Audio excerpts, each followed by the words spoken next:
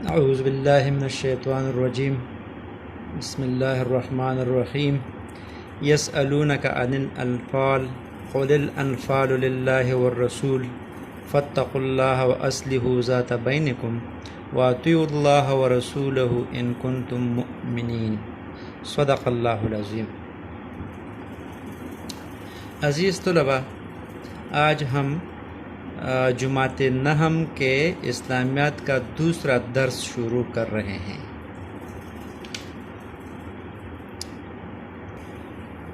اس درس میں ہم سورۃ انفال کی پہلی رکوع یعنی آیت نمبر 1 سے لے کر آیت نمبر 10 تک کا بمحاورہ اردو ترجمہ اور کچھ مختصر تشریح کریں گے۔ تو عزیز طلباء، آیت نمبر 1 میں اللہ تعالیٰ فرماتے ہیں کہ یسألونک عن الانفال، یسألونک یہ لوگ آپ سے سوال کرتے ہیں۔ قرآن کلام اللہ ہے، اللہ کا کلام ہے۔ تو جس طرح میں نے آپ کو پہلے بتایا تھا کہ سورۃ انفال کا زیادہ موضوع، اس کا جو پس منظر ہے وہ جنگ بدر ہے۔ تو یہاں چونکہ جنگ بدر اسلام اور کفر کی پہلی باقاعدہ لڑائی تھی، جس میں مسلمان اور کافروں کے درمیان مقابلہ ہوا۔ کافروں کے بڑے بڑے سردار مارے گئے اور بہت زیادہ تعداد میں گرفتار بھی ہو گئے، اور اس کے ساتھ ساتھ مسلمانوں کے ہاتھ بہت سا مال غنیمت بھی آیا۔ تو چونکہ یہ اسلام کی پہلی لڑائی تھی، صحابہ کرام کو مال غنیمت کی تقسیم کے بارے میں پتہ نہیں تھا، اس لیے وہ آ کر پیغمبر السلام سے مال غنیمت کے بارے میں دریافت کرنے لگے۔ تو اسی آیت میں اللہ تعالیٰ نے اس کی طرف اشارہ کیا کہ اے پیغمبر، یہ مجاہد لوگ تم سے غنیمت کے بارے میں سوال کرتے ہیں، پوچھتے ہیں، دریافت کرتے ہیں۔ قل الانفال للہ والرسول، کہہ دو کہ غنیمت خدا اور اس کے رسول کا مال ہے، یعنی اجمالاً جواب دے دیا گیا۔ اس کی وضاحت بعد کی آیت میں انشاءاللہ آئے گی۔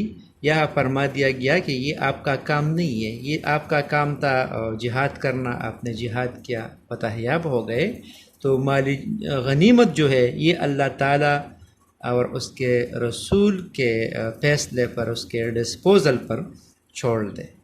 اور کچھ ہدایات دی گئی مومنوں کو کہ فاتقوا اللہ، اللہ سے ڈرو، واصلحوا ذات بینکم، اور آپس میں صلح رکھو، یعنی آپ اللہ سے ڈرے، تقوی اختیار کرے، اور دوسری بات یہ ہے کہ آپ آپس میں صلح اختیار رکھیں، آپس میں جنگ و جدال سے پرہیز کرے، اس لیے کہ مسلمانوں کے تباہی کا جو سب سے بڑا سبب ہے یہ مسلمانوں کے آپس کے اختلافات اور جنگ و جدل ہے۔ جب تک مسلمان آپس میں اتحاد سے رکھیں گے تو بیرونی طاقت چاہے بڑے سے بڑا کیوں نہ ہو، مسلمان پر کبھی بھی غالب نہیں آ سکتا ہے۔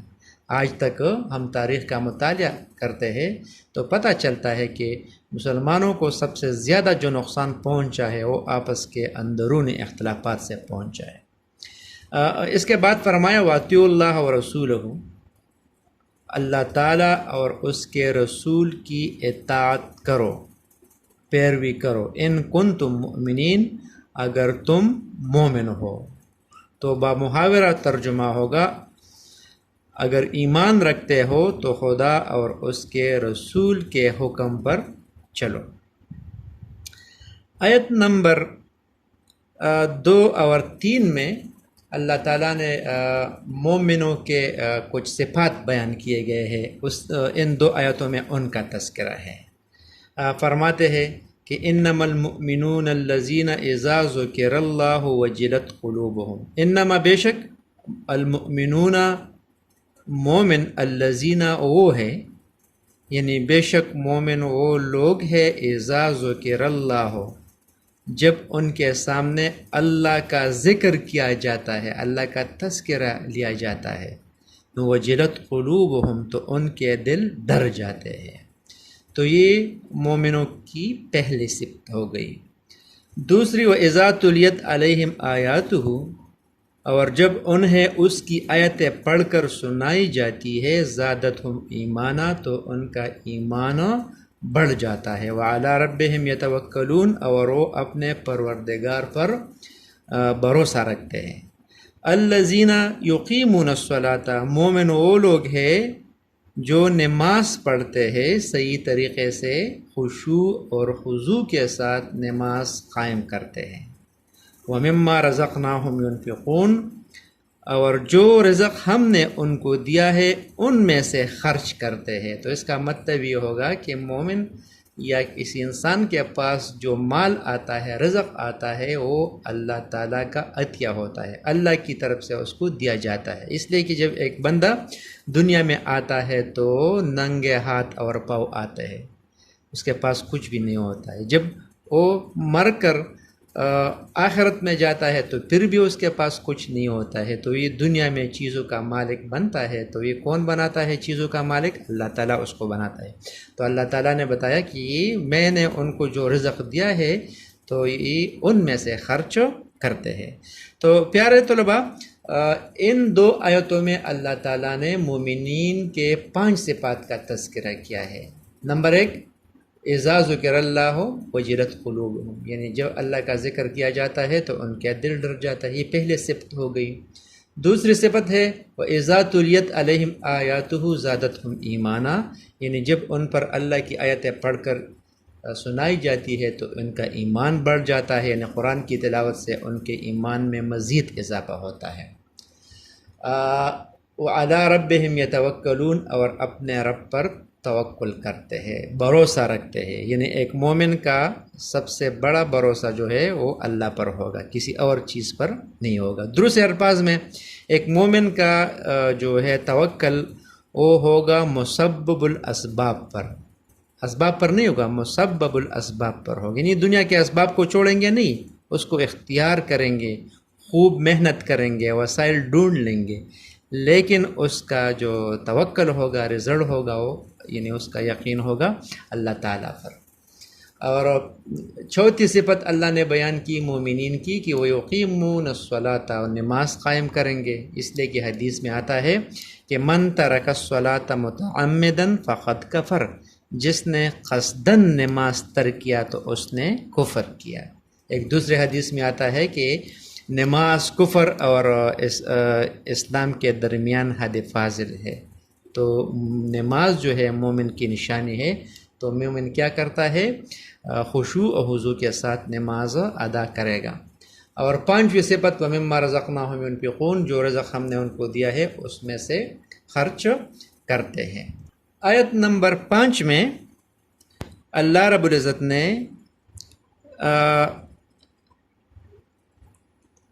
آیت نمبر 4 میں اللہ رب العزت نے مومنین جن میں مندرجہ بالا صفات پائے جاتے ہیں تو ان کے بدلے میں اللہ تعالیٰ ان کو مندرجہ ذیل انعامات عنایت فرماتے ہیں۔ اللہ فرماتا ہے کہ اولئک هم المؤمنون حقا، یہی سچے مومن ہیں، یعنی اللہ تعالیٰ نے ان بندوں کو جن میں مندرجہ بالا 5 صفات ہوتے ہیں ان کو مومن کا ٹائٹل دے دیا کہ سچے مومن ہیں۔ اور لہم درجات عند ربہم، اور ان کے لیے پروردگار کے ہاں بڑے بڑے درجے ہیں، ومغفرۃ، اور بخشش ہے، ورزق کریم، اور عزت کی روزی ہے۔ یعنی یہ 4 ان کو ریوارڈز ملتے ہیں اللہ کی طرف سے ان بندوں کو، ان مومنین کو جن میں مندرجہ ذیل صفات جو بیان کیے گئے وہ موجود ہوں۔ آیت نمبر 5 میں اللہ تعالیٰ فرماتا ہے کہ کما اخرجک ربک من بیتک بالحق،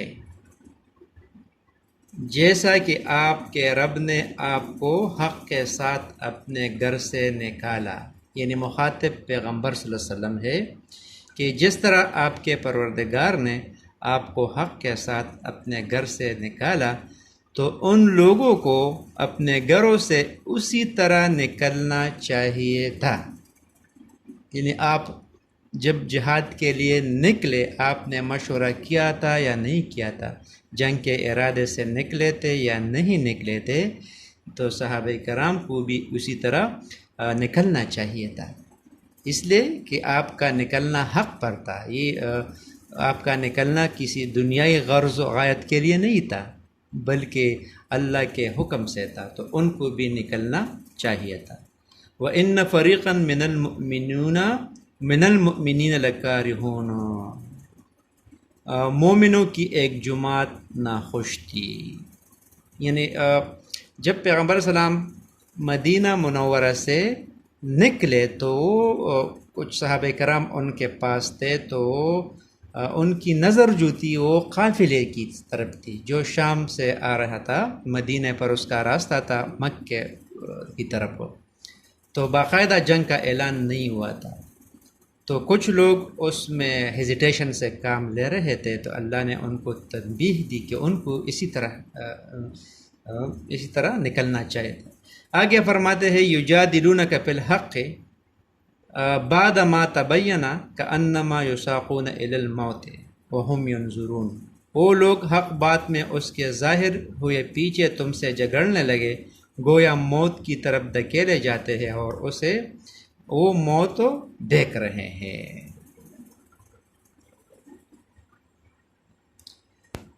حضرت صلی اللہ علیہ وسلم نے جب بئر سقیہ پر پہنچ کر قیس بن سما کو حکم دیا کہ لشکر کو شمار کریں، تو انہوں نے شمار کر کے اطلاع دی کہ 313 حضرات ہیں۔ حضرت صلی اللہ علیہ وسلم یہ سن کر خوش ہوئے اور فرمایا کہ یہ تعداد اصحاب طالوت کی ہے، اس لیے فال نیک ہے، فتح اور کامیابی ہے۔ صحابہ کرام کے ساتھ کل 70 اونٹ تھے، ہر 3 آدمی کے لیے ایک اونٹ تھا جس پر وہ باری باری سوار ہوتے تھے۔ خود نبی کریم صلی اللہ علیہ وسلم کے ساتھ بھی 2 حضرات ایک اونٹ کے شریک تھے، ایک ابو لبابہ رضی اللہ تعالیٰ عنہ اور دوسرا حضرت علی کرمہ اللہ وجہہ رضی اللہ تعالیٰ عنہ۔ جب آپ صلی اللہ علیہ وسلم کی باری پیدل چلنے کی آتی تو یہ حضرات عرض کرتے کہ آپ سوار رہے، ہم آپ کے بدلے پیدل چلیں گے۔ رحمۃ للعالمین صلی اللہ علیہ وسلم کی طرف سے یہ جواب ملتا کہ نہ تم مجھ سے زیادہ قوی ہو اور نہ میں آخرت کے ثواب سے مستغنی ہوں کہ اپنے ثواب کا موقع تمہیں دے دو، اس لیے اپنی باری میں آن حضرت صلی اللہ علیہ وسلم بھی پیدل ہی چلتے تھے۔ تو اس کا مطلب یہ ہو کہ مسلمان بے سر و سامانی کی حالت میں تھے، ان کے پاس جنگ کا سامان بھی نہیں تھا، کم تھا۔ اس کے مقابلے میں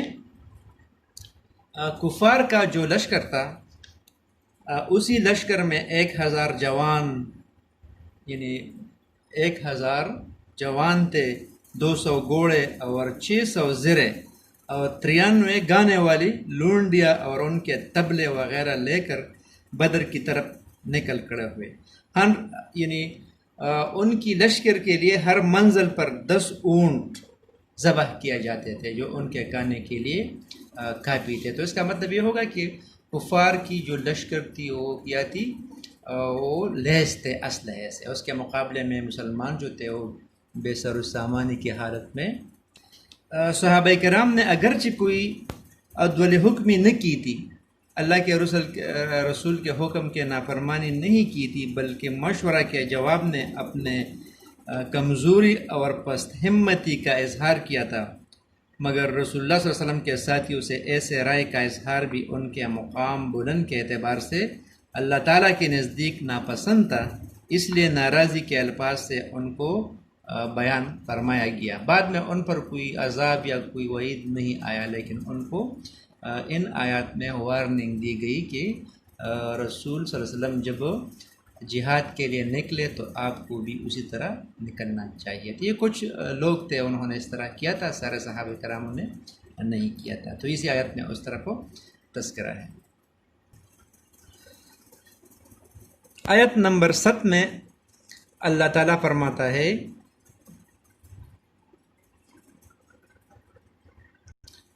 وَإِذْ يَعِدُكُمُ اللَّهُ إِحْدَى الطَّائِفَتَيْنِ أَنَّهَا لَكُمْ، اور اس وقت کو یاد کرو جب خدا تم سے وعدہ کرتا تھا کہ ابو سفیان اور ابو جہل کے دو گروہوں میں سے ایک گروہ تمہارا مسحر ہو جائے گا۔ وَتَوَدُّونَ أَنَّ غَيْرَ ذَاتِ الشَّوْكَةِ تَكُونَ لَكُمْ، اور تم چاہتے تھے کہ جو قافلہ بے شان و شوکت یعنی بے ہتھیار ہے وہ تمہارے ہاتھ آ جائے۔ وَيُرِيدُ اللَّهُ أَن يُحِقَّ الْحَقَّ بِكَلِمَاتِهِ، اور خدا تو چاہتا تھا کہ اپنے فرمان سے حق کو قائم رکھے۔ وَيَقْطَعَ دَابِرَ الْكَافِرِينَ، اور کافروں کی جڑ کاٹ کر پھینک دے۔ اس طرح ہوا کہ ایک طرف تو شام سے مکہ کی طرف آنے والا قافلہ تھا جس کا سردار ابو سفیان تھا، اس کے پاس بہت سارا مال تھا، گویا یہ ایک مکے کی تجارتی کمپنی تھی جس میں تقریباً قریش کے ہر بندے کا حصہ تھا۔ اسی طرح جب ابو سفیان مدینہ کے قریب پہنچا تو کسی نے اس کو اطلاع دی کہ پیغمبر صلی اللہ علیہ وسلم اپنے ساتھیوں کے ہمراہ قافلے کو پر حملہ کرنے کے لیے وہ نکلے ہیں مدینہ سے۔ تو ابو سفیان نے ایک تیز شتر سوار کو مکہ بھیجا، تو اس نے مکہ جا کر وہاں اطلاع دی کہ تجارتی قافلے کو خطرہ ہے۔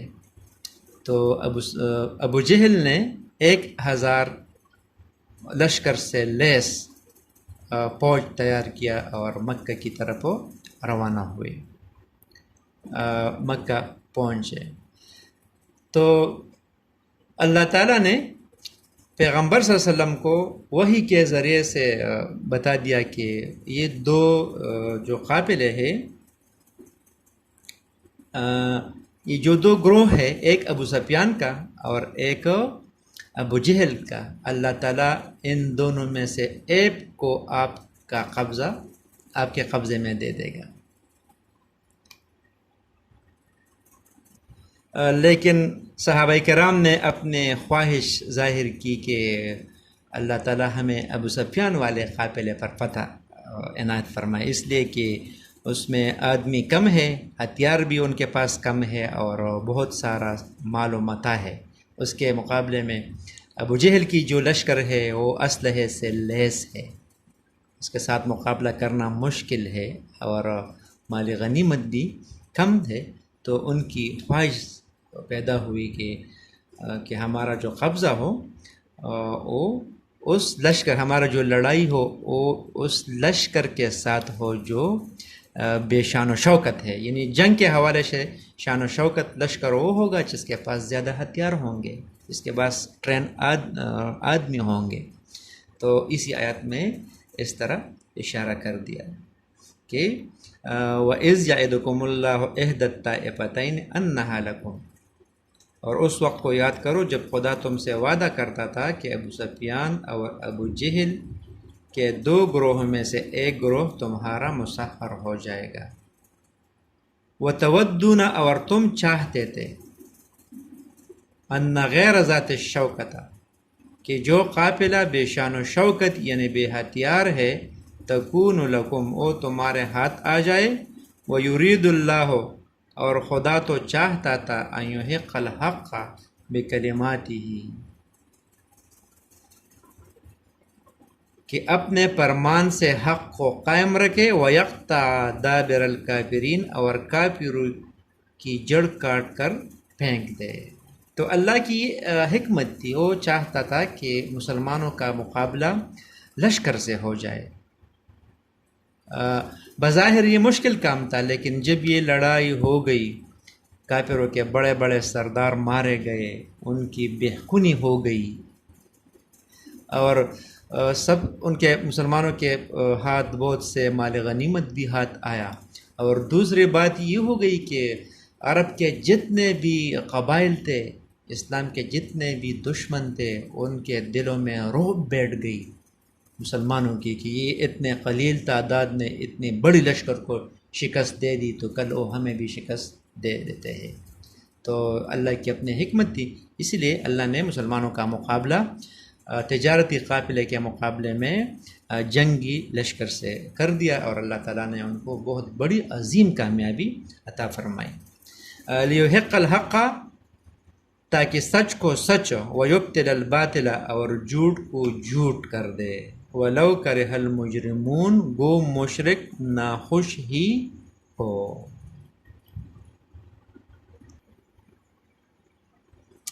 آیت نمبر 9 اور 10 میں اس واقعہ کا بیان ہے جو مسلح فوج سے مقابلہ ٹن جانے کے بعد پیش آیا۔